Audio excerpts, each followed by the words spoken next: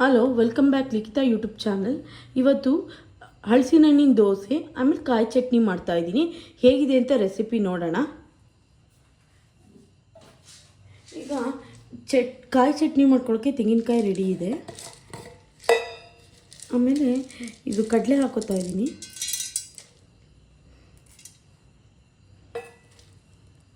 ಸ್ವಲ್ಪ ಹಾಕ್ಕೊಳ್ಳಿ ಕಡಲೆ.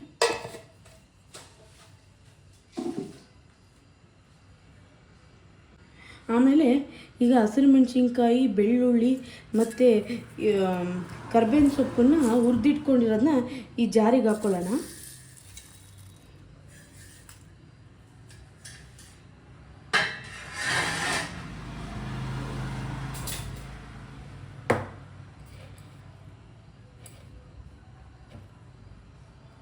ರುಚಿಗೆ ತಕ್ಕಷ್ಟು ಉಪ್ಪು,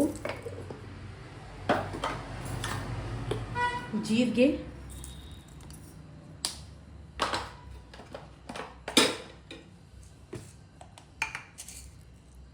ಕಾಳುಮೆಣಸು. ಈಗ ಇಷ್ಟನ್ನು ಹಾಕ್ಕೊಂಡಿದ್ದೀನಲ್ಲ, ರುಬ್ಕೊಂಬರ್ತೀನಿ ನೋಡಿ. ಈಗ ಕಾಯಿ ಚಟ್ನಿ ರುಬ್ಕೊಂಬಂದಿದ್ದೀನಿ. ಈಗ ದೋಸೆ ಹಾಕ್ಕೊಳ್ಳೋಣ.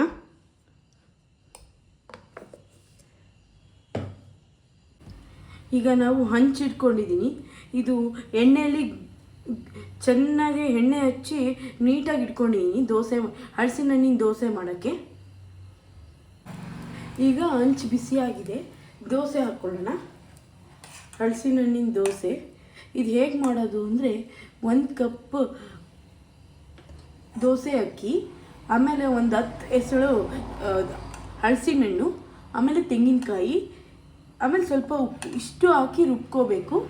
ನಿಮಗೇನಾದರೂ ಇದ್ರ ರೆಸಿಪಿ ಬೇಕು ಅಂತ ಕಮೆಂಟ್ ಮಾಡಿ. ನಾನು ಮತ್ತೊಂದು ಸತಿ ನಿಮಗೆ ವಿಡಿಯೋ ಮಾಡಿ ಡೀಟೈಲಾಗಿ ವಿಡಿಯೋ ಮಾಡ್ತೀನಿ ನಿಮಗೋಸ್ಕರ. ನೀವು ನೋಡಬೇಕಂದ್ರೆ ನನ್ನ ಚಾನಲಿಗೆ ಬಂದು ಸಬ್ಸ್ಕ್ರೈಬ್ ಆಗಿ, ವಿಡಿಯೋನ ಸೇವ್ ಮಾಡ್ಕೊಳ್ಳಿ, ಸಬ್ಸ್ಕ್ರೈಬ್ ಮಾಡ್ಕೊಳ್ಳಿ, ಕಮೆಂಟ್ ಮಾಡಿ. ನೋಡಿ, ದೋಸೆ ಹಾಕೊಳ್ಳೋಣ ಹಂಚ ಮೇಲೆ.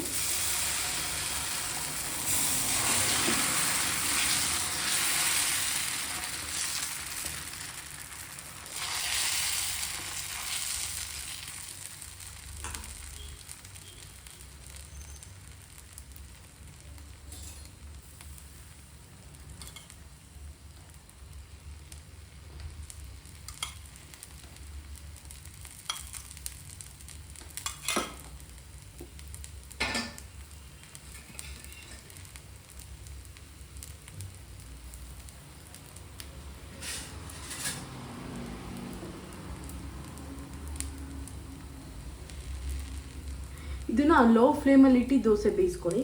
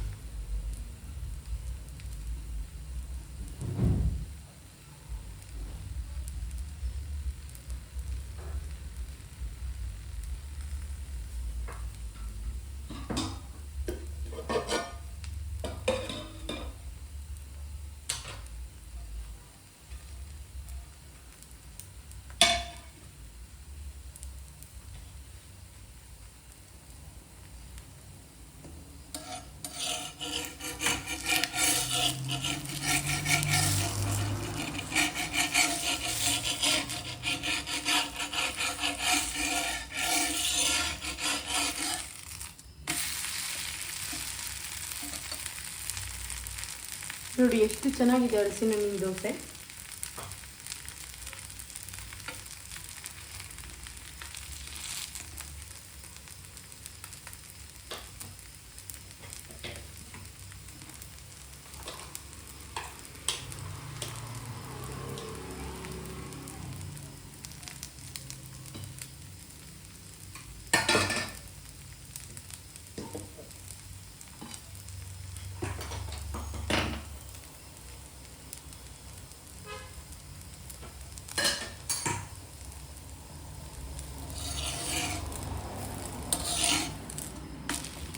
ನೋಡಿ, ಇದು ಬೆಂದಿದೆ ಹಲಸಿನ ಹಣ್ಣಿನ ದೋಸೆ.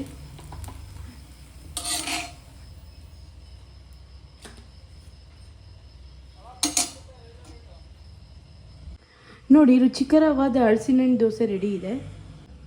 ನೋಡಿ ರುಚಿಕರವಾದ ಹಲಸಿನಣ್ಣು ದೋಸೆ ರೆಡಿ ಇದೆ. ಈಗ ಟೇಸ್ಟ್ ಮಾಡಿ ನೋಡ್ತೀನಿ.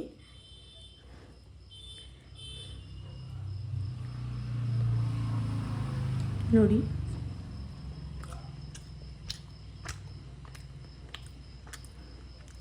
ತುಂಬ ಚೆನ್ನಾಗಿದೆ ಫ್ರೆಂಡ್ಸ್.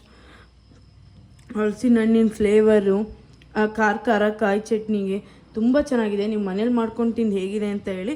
ಇದನ್ನು ದಯವಿಟ್ಟು ಈ ರೆಸಿಪಿ ಮಾಡ್ಕೊಂಡು ನೋಡಿ. ನನ್ನ ಚಾನಲ್ನ ಸಬ್ಸ್ಕ್ರೈಬ್ ಮಾಡಿ. ತುಂಬ ಚೆನ್ನಾಗಿದೆ ಹಲಸಿನ ಹಣ್ಣಿನ ದೋಸೆ. ನಾನು ಇನ್ನೂ ಒಂದು ಬೈಟ್ ತೊಗೋತಾ ಇದ್ದೀನಿ. ಆ ಹಲಸಿನ ಹಣ್ಣಿನ ಫ್ಲೇವರು, ಹಲಸಿನ ಹಣ್ಣು ಯಾರಿಗೆ ತುಂಬ ಇಷ್ಟಪಡ್ತಿರಲ್ಲ ಅವ್ರಿಗೆ ತುಂಬ ಇಷ್ಟ ಆಗುತ್ತೆ. ಮಿಸ್ ಮಾಡ್ದಂಗೆ ಇದನ್ನು ಮನೇಲಿ ಮಾಡ್ಕೊಂಡು ತಿನ್ನಿ. ಹೇಗಿದೆ ಅಂತ ಕಮೆಂಟ್ ಮಾಡಿ. Subscribe for Likita Vlogs. Thank you all.